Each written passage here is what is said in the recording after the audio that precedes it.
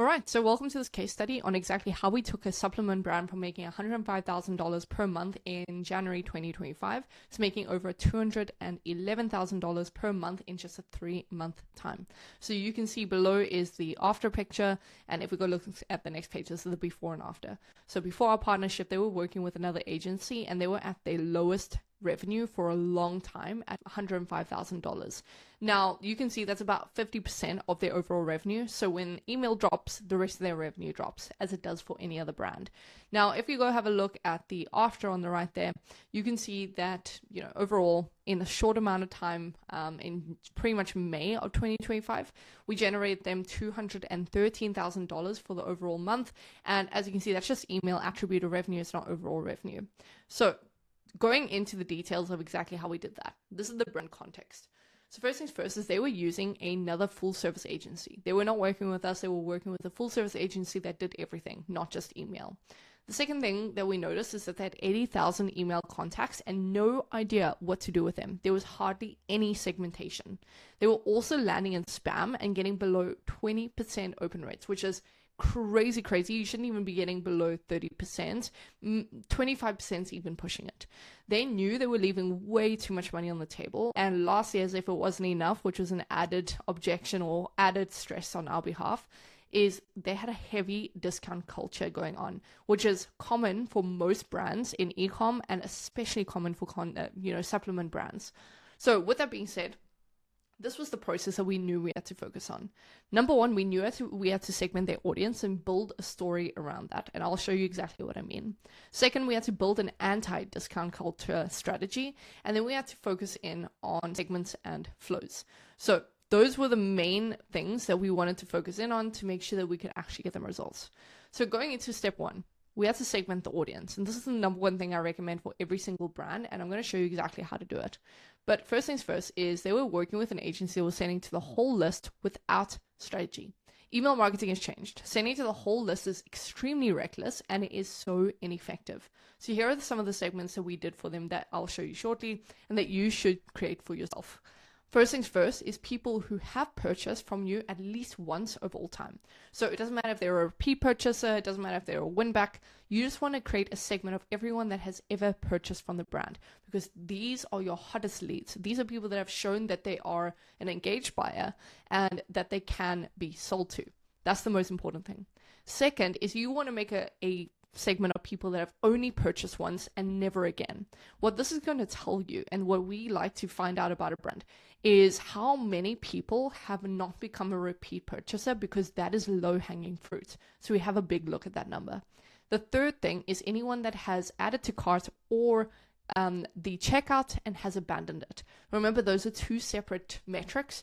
People that have abandoned the cart and people that have abandoned the checkout are two different journeys. So you want to make a segment for, kind of collectively both of them. And the reason for that is, again, because these people have shown that they're engaged, but they needed something to push them over the line. This tells us a big story about what might be missing in the process of getting them to convert.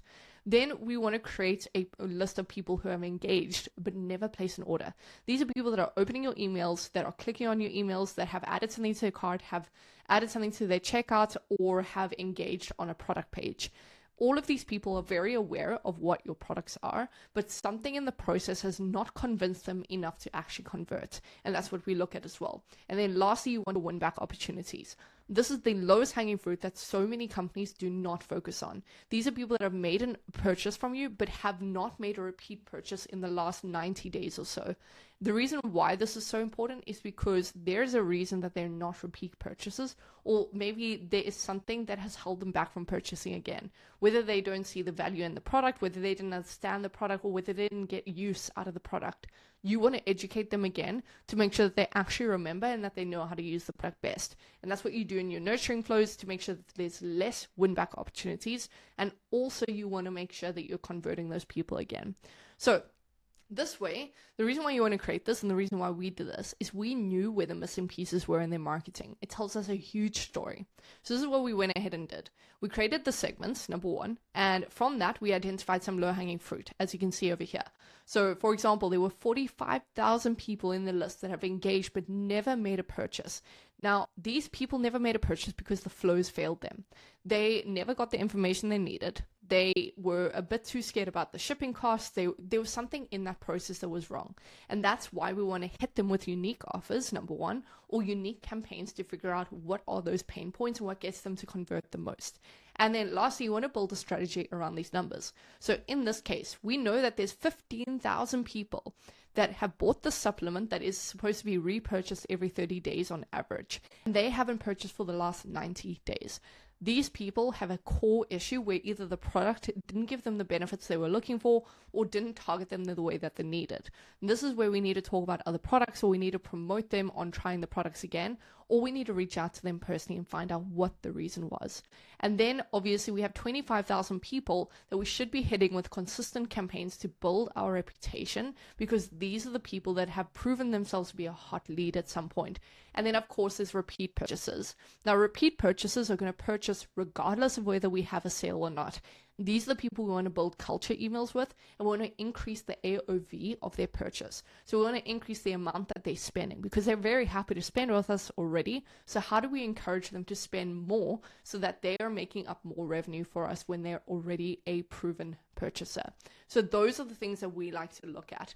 Now that we have the information, we build a long-term strategy for conversions, and that's step number 2. So the agency that they were working with were relying way too heavily on sales. They were sending sometimes as high as 4 to 6 sales per month. No brand on earth should be doing this. That meant that the audience was used to high discounts, which means that there were lower margins and they were not making revenue when sales weren't live. And the other bonus to this, or the other negative to this that I didn't even mention, is when you're running too many sales, what happens is everyone's going to bulk order, and then you kill yourself the next month because those people have already stocked up enough that they don't need to buy again. That's a problem. So what we did is we also noticed that there were fewer repeat purchases than there were one-time purchases. So we needed to make sure, or fewer repeat purchases than obviously repeat purchases. So the process was simple from this point. Number one, we wanted to run lower discounts to their engaged and repeat buyers because they were going to buy anyway. Why would we lower our margins if they're going to place an order regardless of what we sell or not? The second thing we wanted to do is run higher discounts to their non-purchasers because we were so willing to bet that from them placing an order, they would love the product enough to become a repeat purchaser. And that's what the analytics told us. So obviously, with that being said, once someone actually does become a repeat purchaser, they are committed, but getting them to the line of becoming a repeat purchaser is the challenge. That's what we needed to focus on. The third thing is we needed to work in a balance of urgency emails about low stock, send more educational emails about the bestsellers, and then, kind of work into that. And keep in mind, when I say educational campaigns, I'm not talking about 101 campaigns about, hey, did you know that the supplement helps with sleep? No, what I mean is instead pick your fighter. So, hey, did you know that this gummy is better for people with sleep problems? Did you know this gummy is better for people who have a high tolerance? If you don't feel anything from your products, then maybe try this as our highest potency. That's what you should be sending out. Then the fourth thing is we work on some culture-based emails. This is great for nurturing the audience so that they buy into the brand more than the product. This means that they're going to keep a lookout and they're going to be a loyal fan and buy from you regardless of what you put on offer because they trust you so much. And I'm going to show you exactly how those look. Then lastly, we ran less and less sales over time. So we didn't just suddenly cut off the sales because we noticed that there was a discount culture. What we did instead is we provided more value like free shipping, etc. And in between there, we would run smaller sales. So instead of running a 40% sale, we started running a 30% sale. And we noticed there was no real difference in orders. So we were damaging our margins previously for no reason. That's what a lot of brands do.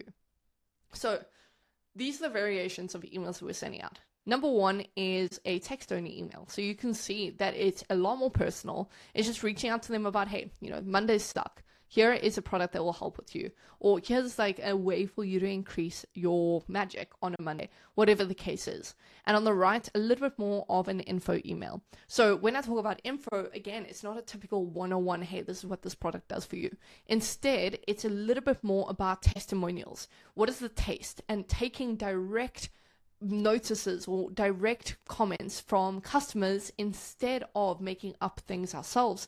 We are showing pretty much authority by showing testimonials. That's what people trust the most. So if someone has a concern about shipping times, it would be wise to show testimonials of people saying, hey, shipping was really quick, really great work there. All of those will obviously work into the sales aspect. Then obviously it comes down to the culture emails. Now this has no selling intention. All it is, hey, here are some ideas of how you can make this weekend a little bit better, or how you can make a Sunday night more enjoyable instead of looking grim on a Monday. So it's just emails like that that build culture, that nurture the audience. And then when you do send a sale eventually, you're actually going to get incredible results, and you don't have to rely on a massive discount to do that. Now, step number 2 continued is now that campaigns were dialed in, we knew we needed a system in place. So we built out a routine. Every Friday, we launched a deal of the week, and this was on a specific category or a product rather than a site-wide sale that they'd been doing previously. So almost limited drops that encouraged a better spend. Then every sale, we would run lower discounts to our engaged audience and higher discounts to our non-engaged, like I mentioned previously. We would also send text-only campaigns pretty much sometimes once to twice per week with different kind of approaches to different segments. So it felt more personalized. Then every single week, we would do at least one category promo and informative email. And then one cultural email with no sale intent. So you're kind of breaking up where you're not repetitive. You're not just sending a 60% discount every single week. Instead, what you're doing is every week it's something different, and every campaign is something unique that the customers want to open because they don't know what they're going to get next. And that's the key. Now, step number 3, which is the last step, is we need to focus in the flows and the segments. Now that we knew their numbers, we noticed very clear issues. This is a big problem that faces a lot of brands. They were not generating nearly enough revenue from flows compared to how many abandoned carts and events they had. So we noticed how many people were abandoning checkout and abandoning the cart, but we noticed that those numbers didn't correlate with what the flows were performing at. So we noticed that 20% of their audience were new customers, but not enough of them were actually converting on the first purchase. We needed to see more new customers converting, and we needed to see better repeat customers, because we noticed that their repeat customers were far less than their only one-time purchases. So the process was clear. First of all, we built a highly converting abandoned cart flow, a highly converting checkout flow, and a highly converting abandoned browse flow. So those are all different things, just remember that. And each one was focusing on reiterating customer reviews on that process. So for example, the cart flow, a big issue is the fact that they're kind of not too sure about what the product does. So we would send some information about that category specifically, so being a little bit more targeted. Then the checkout flow is a whole different plethora of issues. It is shipping times, it's shipping costs, it's all those things combined, and maybe a complicated checkout process. So we want to counter those in the testimonial section and say, hey, shipping was great. Shipping was sleek, it was discreet, whatever the case is. We want to mention all of that in the checkout process. So if you take a look here, on the left here is one of the welcome emails that we've done before, and you can see a 64% open rate with a 20% click rate and a 24% placed order rate, which is insane numbers. So if you take 12,000 people and you're considering the fact that 24% of those 12,000 people is going to convert, that is remarkable. It's a crazy increase to your revenue and your reliability on ongoing revenue. So we created high converting flows with insane open rates and insane placed order rates. That is what we were doing simply by leveraging the simplicity of testimonials and making sure we were dialing in the process on flows. And as you can see over here, again, we're getting crazy amounts of open rates, 40%, 39%, 40%, 35%. And these are to limited recipients. So only 4,700 people went through the flow, but 40% of those actually engaged. And that alone generated $10,000. So even to the smallest segments of people, were generating insane amounts of revenue. And obviously it depends on the brand, it depends on the approach and what the flow is. So the welcome flow should be the highest converting. The second highest flow should be the checkout or the cart abandonment. And that is essentially what we focused in on. So with that being said, that's a really good summary of how we came into a brand and how we pretty much doubled their revenue within 3 months of working with them. From going, making $105,000 to making $213,000 without a complicated process. Just understanding the numbers and building a solution to what those numbers tell you. So many brands do not do this. They don't know how many of their customers are only once off or how many are repeat buyers, and they don't understand what story that tells about the system that's in place. So if this is you, if you want to work with an agency with a guarantee and only works on performance, and you want to see these kind of results, then go down below this video. I'm going to leave a link to book in a call with my team. And if you want to go ahead and do that, then I'll see you on the other side and hopefully we can get the same results for you. But if it's not you, no worries. There's tons of free value on my YouTube. And with that being said, I'll see you in the next one.